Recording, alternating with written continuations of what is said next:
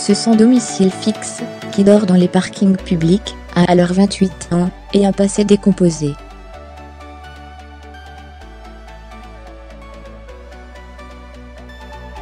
Francine Ngannou est arrivée du Cameroun un peu plus tôt après une enfance tourmentée.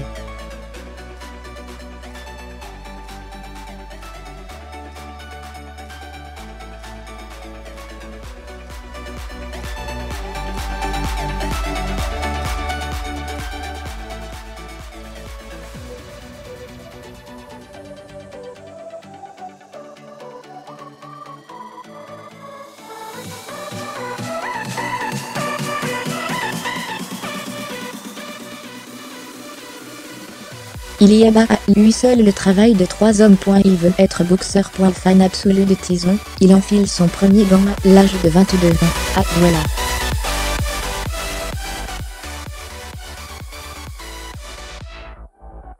On m'a dit que j'étais fou de commencer si tard, souffle-t-il d'une voix aussi douce que son physique est impressionnant.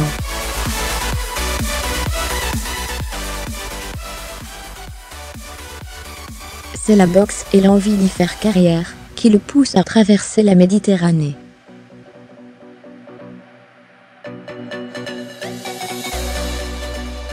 Il est un migrant parmi des milliers d'autres.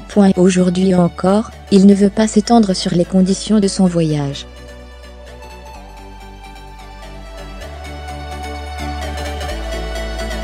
Un jour sans doute en parlera-t-il, confie Katayambou, le président de l'association humanitaire La Corba qui l'a recueilli à Paris.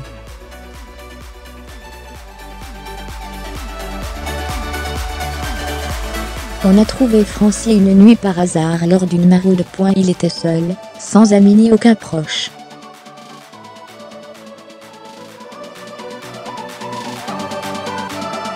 Il était abandonné, sans argent. Mais jamais, je ne l'ai entendu se plaindre. Il est sincèrement une bonne personne, pleine de bonté.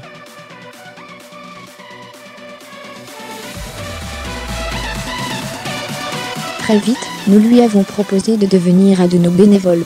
Il s'est longtemps chargé de la distribution des repas.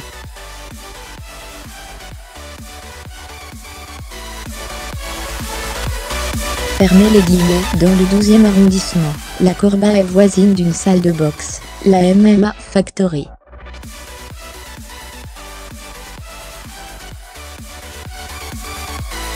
Pour une fois, le destin fait bien les choses. Francis m'a demandé s'il pouvait y aller, raconte Katayambou.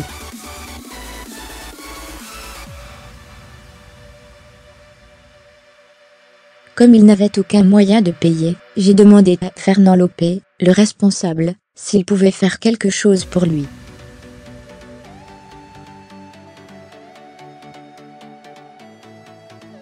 Quand il a vu le bestiau, il a fait comme moi la première fois. Waouh! Fermez les guillemets. Lopé et Ngannou deviennent inséparables.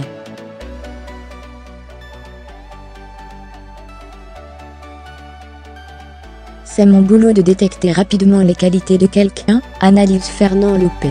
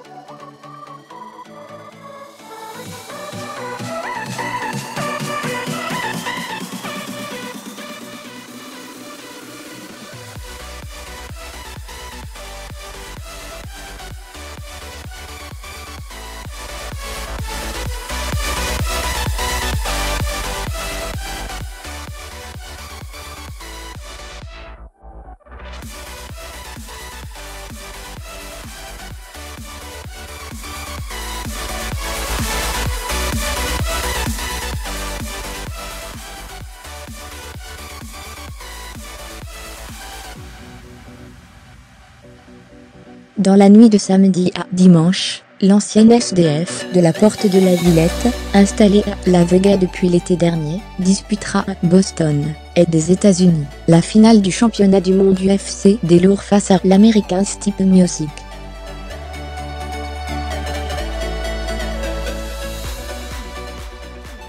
Pour les bookmakers US, le Franco-Camerounais est largement favori. Dans notre sport, dans la catégorie reine, et la plus grande fédération, c'est comme la médaille d'or olympique du 100 mètres, la finale de la Coupe du monde de foot, le top du top. On ne s'en rend pas compte en France, mais ici aux États-Unis, Francie est une star invitée sur toutes les télés.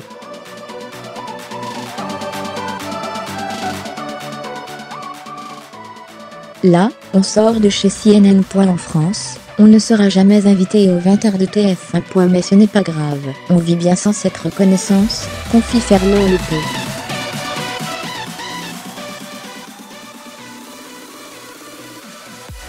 À la veille du sommet planétaire d'un sport encore interdit en France, car jugé trop violent, et qui lui rapportera plus de 500 000 $, Francine Gagny est imperméable à tout ça.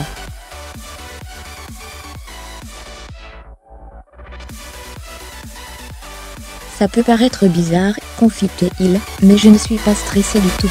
Je n'étais plus avec mon combat précédent en décembre.